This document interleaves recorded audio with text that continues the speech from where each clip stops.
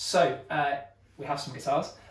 So tell me about the concept of dissonance and how it sort of fits into music and how dissonance can be applied to sort of the business world as well.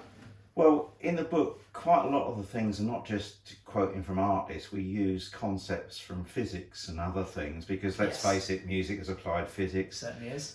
Physics is applied maths, and 20% of business is maths, and the other stuff is HR and all the people crap that goes on. And music shines a light on all of it. It certainly does. You know, you think about dysfunctional teams at work, then you are really talking about dysfunctional bands. Yes. And band breakups.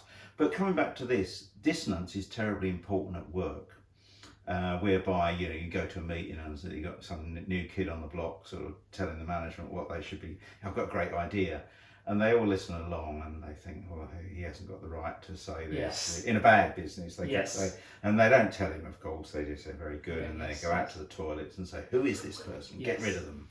And that costs them billions of pounds. Yes, absolutely. Which is called cognitive dissonance, where what they're saying doesn't accord with their paradigm, to use a big word, but it doesn't fit.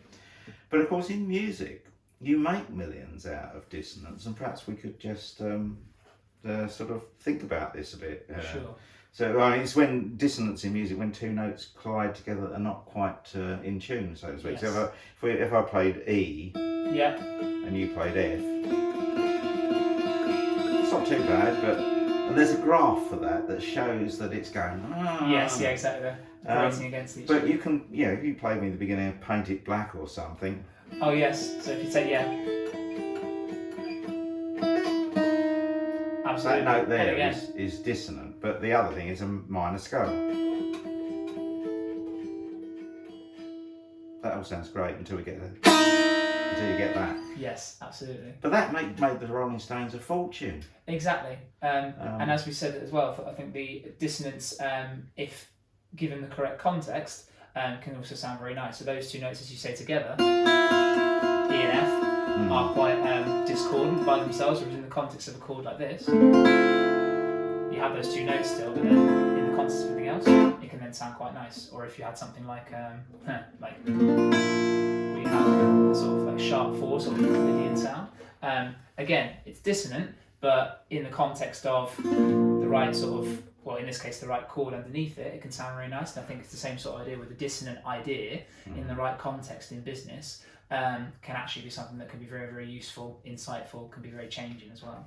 And in the 16th century, the Catholic Church tried to ban the sixth interval because the Enlightenment hadn't happened, and they didn't understand you couldn't ban electromagnetic radiation. Yes, exactly. Had they succeeded, I don't think we would have had Black Sabbath. No, precisely. With all those nasty sixth intervals. Precisely. Or Nirvana or anything. Exactly, and I think also there is something where I think your ear gets used to hearing certain dissonances as well.